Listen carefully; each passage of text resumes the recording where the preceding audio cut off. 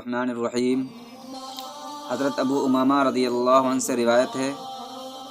کہ ایک شخص نے رسول اللہ صلی اللہ علیہ وسلم سے سوال کیا کہ ایمان کیا ہے؟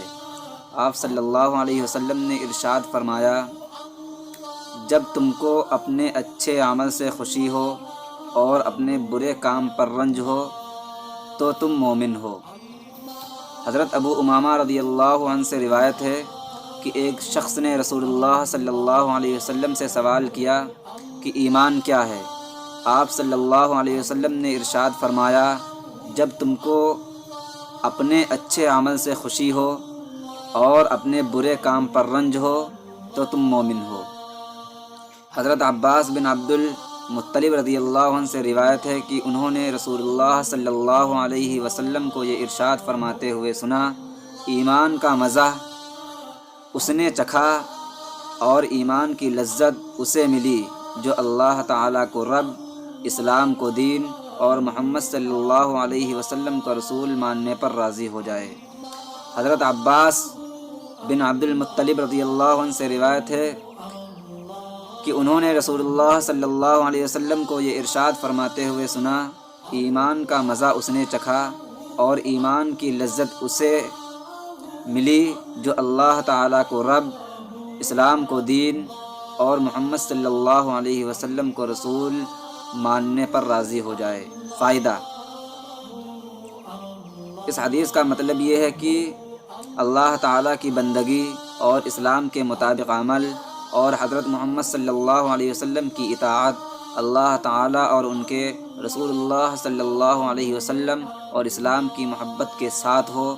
جس کو یہ بات نصیب ہو گئی، یقیناً ایمانی لذت میں بھی اس کا حصہ ہو گیا۔ حضرت عباس بن عبد المطلب رضی اللہ عنہ سے روایت ہے کہ انہوں نے رسول اللہ صلی اللہ علیہ وسلم کو یہ ارشاد فرماتے ہوئے سنا، ایمان کا مزہ اس نے چکھا اور ایمان کی لذت اسے ملی جو اللہ تعالیٰ کو رب، اسلام کو دین اور محمد صلی اللہ علیہ وسلم کو رسول ماننے پر راضی ہو جائے۔ حضرت انس رضی اللہ عنہ روایت کرتے ہیں کہ رسول اللہ صلی اللہ علیہ وسلم نے ارشاد فرمایا، ایمان کی حلاوت اسی کو نصیب ہوگی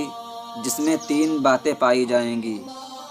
ایک یہ کہ اللہ تعالیٰ اور ان کے رسول اللہ صلی اللہ علیہ وسلم کی محبت اس کے دل میں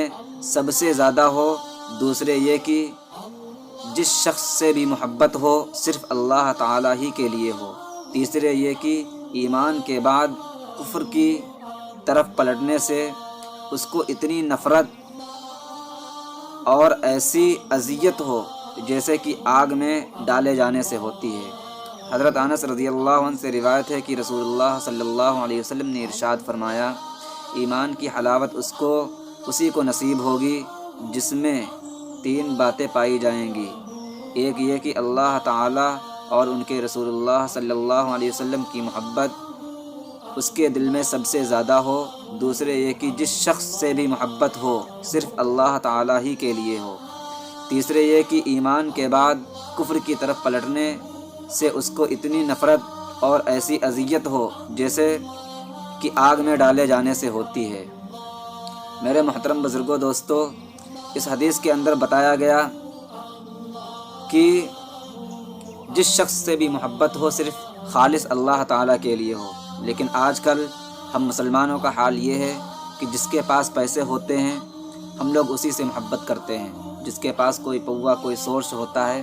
ہم لوگ صرف اسی سے محبت کرتے ہیں اور اسی سے دوستی کرتے ہیں۔ یاد رکھو میرے محترم بزرگوں، دوستوں، اگر ہم نے پیسے کے لالچ میں کسی سے دوستی کی تو اللہ رب العزت اس کے اوپر کوئی اجر نہیں دے گا، اور اگر ہم نے اللہ رب العزت کو خوش کرنے کے لیے کسی انسان سے دوستی کی اور اللہ رب العزت کو خوش کرنے کے لیے کسی سے رشتہ توڑا، کسی سے دشمنی کی، تو اللہ رب العزت اس کے اوپر ہمیں بہت بڑا اجر نصیب فرمائیں گے۔ دعا کیجئے کہ جو بھی حدیثیں پڑھی گئی ہیں ان میں اگر کوئی کوتاہی غلطی ہو گئی ہو تو چھوٹا بھائی یا بڑا بھائی سمجھ کر معاف کر دینا۔